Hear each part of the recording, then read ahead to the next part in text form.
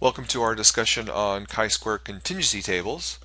Previously we looked at chi-square analyses when our data was categorized just one way. You basically had one column of frequency counts, right?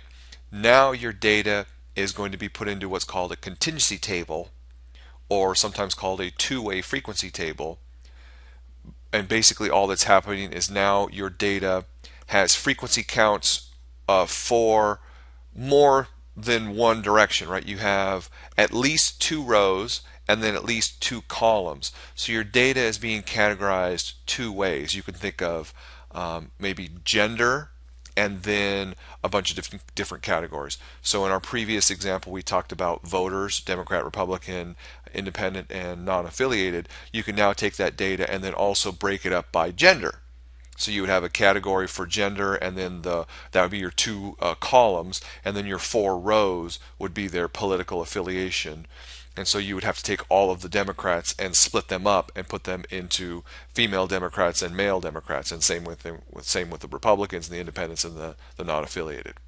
And then we're just going to run a test to see if the frequencies in the table match the frequencies that we would expect. So we're still testing observed frequencies against expected frequencies, but now our data is being kind of categorized in multiple ways. So let's start with the basics. We've already discussed what a contingency table is. It just has to have at least two different ways that your data has frequencies, right? So gender and voting, or gender and amount of smoking, or you get the idea. One variable is used to categorize your data in rows, and the other variable is used to categorize it in columns, and you have to have at least two of each. So at least two rows and at least two columns. Here's a simple example. Here we've looked at the results of different foot procedures, different things you can use to help someone heal from a foot injury. And so that's what success and failure means. So the vertical columns are whether or not their foot healed well, and maybe in a certain amount of time.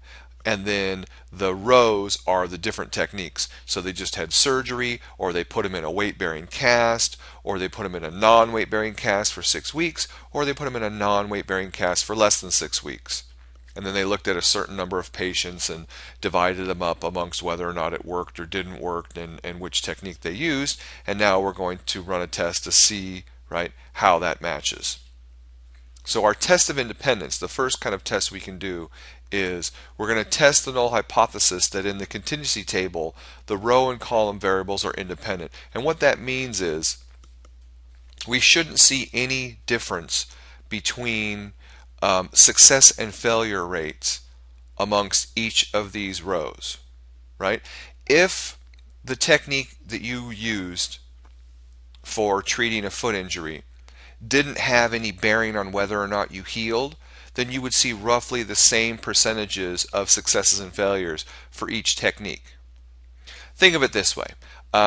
If we were in the dark ages where we didn't have modern medicine, and you had a foot injury, and the four different ways that they were going to treat your foot injury was apply leeches, rub dirt on it, chant around it in some sort of prayer circle, and the last one would be do absolutely nothing. You would expect that the percentages of people who their foot heals versus doesn't heal would be roughly the same in all four categories, because all four of those would absolutely have no influence on whether or not your foot got better. And that's what we're testing, right? If all four of these have no influence, or equally weak or equally strong influences, right? They all basically do the same thing, then you would see roughly the same distribution across these two categories. And even if you had multiple categories, healed quickly, healed slowly, didn't heal at all, you would still see roughly the same distribution for all three categories. That's the idea of a test for independence. So we're still looking to see if the distributions match, but now it's kind of a slightly different question. We still have O represents the observed frequency in each cell. Remember, now we have cells. So in this case, we have 8 cells. 1, 2, 3, 4, 5, 6, 7, 8, right? So each spot in the table is now called a cell. The expected frequency in the cell is found by assuming that both the row and column variables are independent, and then there's a very simple calculation for calculating the expected frequency. R represents the number of rows in your table, and then C represents the number of columns in your table. So nothing earth-shattering here as far as notation is concerned. Requirements are also very simple and similar to what we've seen before. We have to have a randomly generated sample, right? The sample data also have to be frequency counts, just like they were before. And then, just like before, every expected frequency has to be at least 5. And there's still no requirement on every observed frequency. Another thing to keep note of is in this case there is no requirement that the population must have a normal distribution or any other specific distribution. So it's kind of nice. We can run this test on any kind of data. Here are our hypotheses, right? The hypotheses are that the row and column variables are independent versus the row and column variables are dependent. You'll also notice that the chi-square that we're testing is the exact same chi-square that we computed before, only now the E is computed differently. Right before, the expected amounts were simply what we thought we would see in each category, and we figured those out by doing n times p, the size of our sample, times the probability of each category. But now E is calculated by doing the row total times the column total divided by the grand total for each individual cell. Okay, so same computations for chi-squared, but now a slightly different computation for each E. Like before, we can still do p-values or critical values. Our degrees of freedom now, because we have a table, are no longer k minus 1, where k was the number of categories. We now have r minus 1 times c minus 1. So the number of rows minus 1 times the number of columns minus 1. And just like before, tests of independence are always right-tailed. Okay, let's look back at our table of data. If we refer back to that table, you'll notice that the observed frequency is 54 for successful surgeries. If we wanted to figure out the actual expected frequency for successful surgeries, we would have to do the row total, and the row total is very simply just those two things added together, which is where they get 66. Sorry, can't do math today. And then the column total, all those added together, which is where they get the 182. And then of course the grand total is just all 8 put together, which is where they get the 253. Plug all that in, and that is the number that we should expect to see for a number of successes. Now, does it appear that the choice of treatment affects the success for your foot injury? And you can see that here we get a pretty lopsided success over failure, much higher. Here they're pretty even. Here we get a really huge lopsided success over failure, and here not so much. So it does look like there's possibly a different distribution from one to the other. We're going to use a 0.05 significance level to test the claim that the success is independent of the treatment group, meaning it doesn't matter which of those 4 categories you're in, whether or not your foot heals is just going to depend on something else. We check the requirements, and all the requirements are met. We write our hypotheses, right, that they are independent or they're not. Our significance level is 0.05. We know that we're using a chi-square. So we're going to use the chi-square distribution, and then we're going to calculate our actual chi-square number. Now, I didn't want to write them all out here because there's 8 of them, but you're basically doing the same thing we did for the successes for surgeries for all the other squares. You then look at the number in that and then calculate row total, column total, total, total, and get your E. Square it, divide by E, add all those things up, and you get a chi-square of 58.393. Again, technology does this all for you very nicely and simply. Using technology, the p-value is less than 0.001, and because it's smaller than 0.05, we reject the null hypothesis.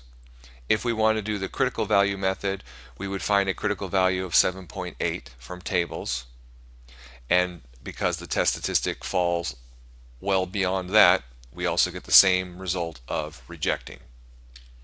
Here's visually what that looks like. So because we reject the null hypothesis, that means that success is dependent on treatment. Now, this doesn't tell us which treatment is better. It just tells us that treatment seems to have an effect, right? Your success of healing is somehow dependent on treatment. And then once we have that, we can run other tests to determine which of the four is the better. But the easiest thing is to just look at the success rates, and the success rates is very simply how many successes you had out of the total. And when you calculate those, you can see very plainly that you kind of have two winners and two losers. These two are pretty good. This one's definitely a loser. This one's not so bad, right? But then 95.9 is definitely the best, and that one came from the non-weight bearing cast. But obviously that depends on the type of injury. Not everybody can use a non-weight bearing cast, so you have to kind of take those results with a grain of salt. Here's the relationship among the key components of this test. We're comparing the observed frequencies to the corresponding expected values, just like we did before. And just like before, a small chi-square value gives us a large p-value, which means we fail to reject, right? And a large chi-square value gives us a small p-value, and we reject. And that happens when the expected and observed are far away from each other. In this part of the lesson, we're going to touch briefly on a couple different types of tests, a test of homogeneity and Fisher exact test, and then we're going to look briefly at how to run these different chi-square tests using some technology. So what exactly is a test of homogeneity?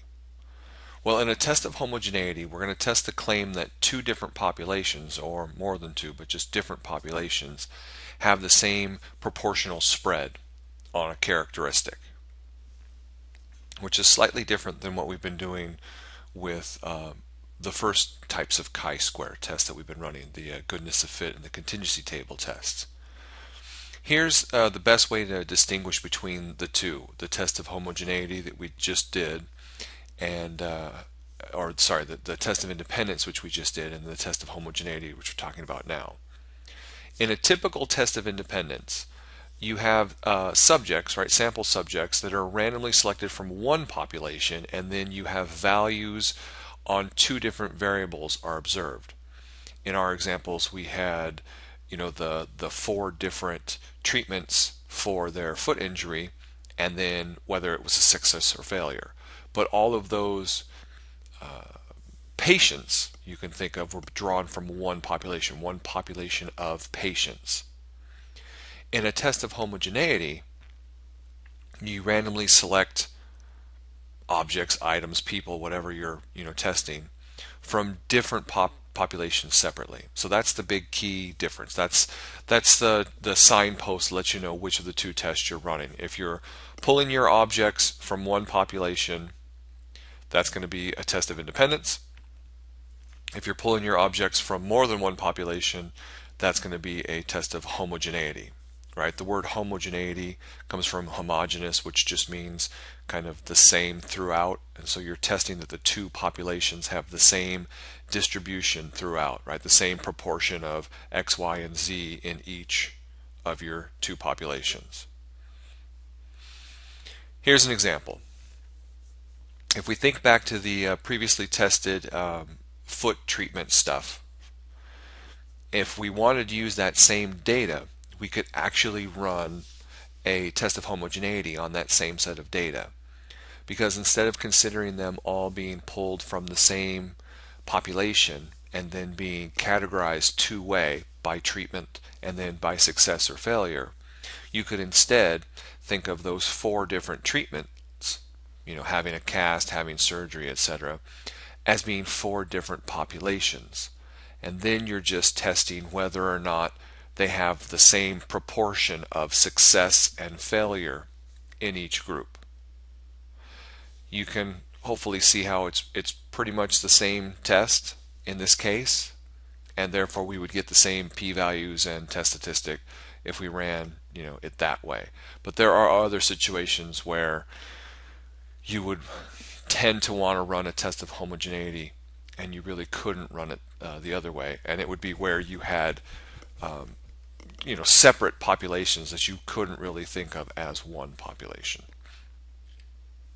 The Fisher exact test, remember that for these previous tests we always had the requirement that every single cell had to have an expected frequency of at least 5. We didn't have to have observed frequencies of at least 5, we just had to have expected frequencies of at least 5. If, however, you are in the situation where you have a contingency table with only 2 by 2, 2 rows and 2 columns, and the expected frequency is not going to be 5 in every single cell, then you have to run a Fisher exact test instead of your standard chi-square test, because if you have an expected frequency of less than 5, the chi-square distribution no longer becomes a good approximation for this type of test. So you do the Fisher exact test instead. Now these things are all done in technology, so you don't have to worry about how the formulas change. But just know that if your expected frequency is less than 5 in any of your cells, not all of them, but any of them, one or more, then you have to do the Fisher exact test instead. If you run a Fisher exact test, you'll get a p-value just like you would with any of the other tests, and the same rules apply, right? If your p-value is less than your alpha level, you reject. If it's greater, you fail to reject, and your hypotheses are still the same. You're testing whether or not the observed frequencies match the expected frequencies in each cell. Okay, that's all the different types of tests that we'd have to worry about for chi-square. Let's look at how we can run them in StatCrunch. So in our first example, we've got a simple set of data, O for expected frequencies, O for observed frequencies, E for expected frequencies. In this situation, I'm looking at, it's back to that example with the last digit of a number, and this would be the last digit being 0 through 9, and the expected frequencies, of course, would be 10 each because we had a sample of 100. If we wanted to check and see if the observed frequencies match the expected, we're doing a goodness of fit, right? Chi-square test. We just have to tell it where the observed datas are, where the expected ones are, and simply compute. And there is our test statistic, right? 6.6 and a p-value. So with a p-value that big, we would fail to reject. And what is the null again, right? The null is that the expected, right, match. However, if we were doing contingency table testing,